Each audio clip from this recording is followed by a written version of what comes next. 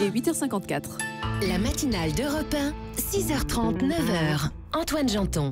Le débrief de la matinale, les temps forts de ce que vous avez pu entendre ce matin sur Europe 1. Neymar au PSG, c'est fait. Qu'est-ce qui va changer pour la Ligue ? Didier Quillot, directeur général exécutif de la LFP, se réjouit de recevoir en France l'un des meilleurs joueurs au monde.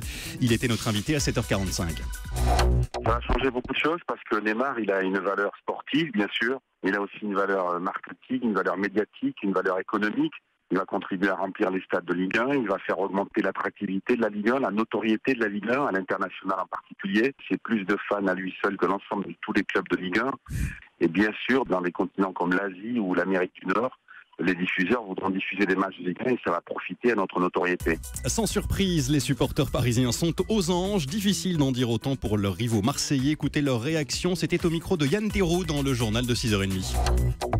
Neymar, je ne le vois pas au Paris Saint-Germain. Tu vois, il serait allé au Real de Madrid, j'aurais dit peut-être, mais au Paris Saint-Germain, je vois pas. Ça fait un peu cher. Ça fait cher quand même. Hein. Vous l'auriez voulu à l'OM ou pas Franchement, non. Un Marseillais, ce n'est pas un Parisien. Le plus important, nous, c'est le cœur. C'est pas une question d'argent. On peut acheter les meilleurs joueurs, on peut acheter des grands joueurs. Mais on s'en fout. Le plus important, c'est quand vous allez au Vélodrome, vous avez 60 000 personnes qui chantent pour l'OM.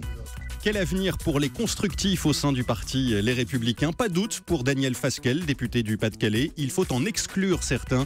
Il était l'invité politique à 8h20. Je pense que Édouard Philippe, Gérald Darmanin, Bruno Le Maire, Franck Riester, Thierry Solère nous ont combattus, nous ont affaiblis. Ceux-là doivent être exclus définitivement du mouvement. Ils ne peuvent pas rester chez les Républicains. Par contre, les autres, il faut continuer la discussion et le dialogue avec eux. Je suis convaincu que certains peuvent revenir vers nous.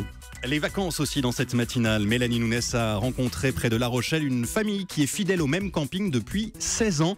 Et chaque été, elle réserve le même emplacement. Ça fait 16 ans qu'on va en camping. Hein. Je veux dire, mon garçon, il y a 16 ans, j'ai toujours été en camping. J'aime bien la plage, mais c'est pénible. Je préfère rester là avec mes amis. Vous en avez parlé à vos copines que vous venez ici ? Ah oui, parce que c'est génial ce camping. Enfin, il est génial. Surtout la fin de l'année, t'es pressé. On va au bac à vaisselle, on rencontre des personnes, on discute, on profite de l'apéro, tout ça. Ça me change, hein. Regardez, là je suis torse nu, short, tongs, je suis à l'aise, je suis bien, voilà. Le débrief de la matinale préparé par Alexandre Lepoutre et Manon Rostand.